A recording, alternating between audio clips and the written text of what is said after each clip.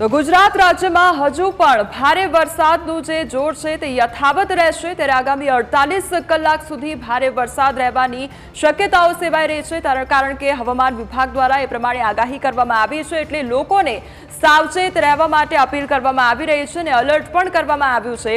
ગઈકાલની જો પરિસ્થિતિ જોઈએ તો ગઈકાલે જે પ્રમાણે રાજ્યભરમાં રેડ એલર્ટ આપવામાં આવ્યું હતું અને તેના કારણે ભારેથી અતિભારે વરસાદ ગઈકાલે જોવા મળ્યો અને સતત રાતથી પણ હજુ વરસાદ યથાવત જોવા મળી રહ્યો છે। ગઈકાલની આપણે સૌ કોઈએ પરિસ્થિતિ જોઈ કે જ્યાં રાજ્યભરમાં રેડ એલર્ટ આપવામાં આવ્યું હતું અને અતિ ભારે વરસાદની પરિસ્થિતિ જોવા મળી અને આજે પણ વહેલી સવારથી પણ વરસાદી માહોલ યથાવત જોવા મળી રહ્યો છે। 27 તારીખ એટલે કે આજની તારીખની પરિસ્થિતિ જોઈએ તો તમામ જે વિસ્તાર રેડ એલર્ટ આપવામાં આવ્યા છે તેમાં કચ્છ જોઈ લઈએ, દેવભૂમિ દ્વારકા, પોરબંદર, જૂનાગઢ, ગીર સોમનાથ, દીવ એટલે કે દરિયાઈ સપાટી પરનો જે વિસ્તાર છે ત્યાં આગળ રેડ એલર્ટ આપવામાં આવ્યું છે। બીજી તરફ જો વાત કરવામાં આવે તો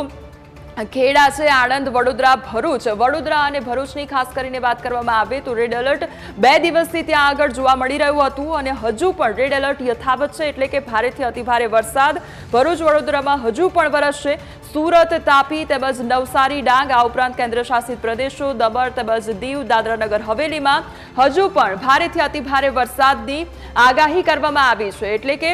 આ તમામ એ વિસ્તાર કે જ્યાં આગળ રેડ એલર્ટ આપવામાં આવ્યું છે એટલે કે અતિભારે વરસાદની આગાહી હજુ પણ આ વિસ્તારોમાં જોવા મળી રહી છે। આગામી 24 કલાક હજુ પણ કચ્છ, દેવભૂમિ દ્વારકા, પોરબંદર, જૂનાગઢ, અમરેલી, રાજકોટ, જામનગર એટલે કે જ્યાં સૌરાષ્ટ્રના વિસ્તારો છે ત્યાં આગળ અતિભારે વરસાદની આગાહી કરવામાં આવી છે। બીજી તરફ વાત કરીએ અમદાવાદ શહેરની તો અમદાવાદ શહેરમાં માત્ર અમદાવાદ શહેર એવું કે જ્યાં આગળ ઓરેન્જ એલર્ટ આપવામાં આવ્યું છે એટલે કે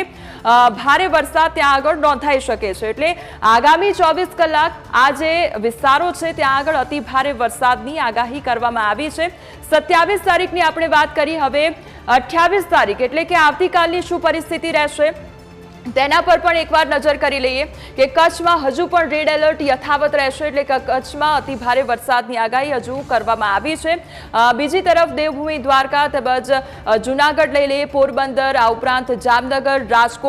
રાજકોટમાં હજુ પણ આવતીકાલે ભારે વરસાદ વરસાઈ શકે છે તેમજ અતિભારે વરસાદની હજુ પણ આગાહી કરવામાં આવી છે આવતીકાલ માટે એટલે કે રાજકોટમાં સતત 3 દિવસથી વરસાદી માહોલ જોવા મળી રહ્યો છે અને ત્યાં આગળ પૂરની પરિસ્થિતિ પણ જોવા મળી રહી છે, પૂર સર્જાઈ શકે તે પ્રકારની પરિસ્થિતિ જોવા મળી રહી છે। અમદાવાદ, ગાંધીનગર શહેરમાં યલો એલર્ટ એટલે કે મહદઅંશે વરસાદનું જોર છે તે ધીમે ધીમે ઘટશે। બીજી તરફ અમરેલી, ભાવનગર તેમજ ભરૂચ, વડોદરા ત્યાં આગળ ઓરેન્જ એલર્ટ આપવામાં આવ્યું છે એટલે કે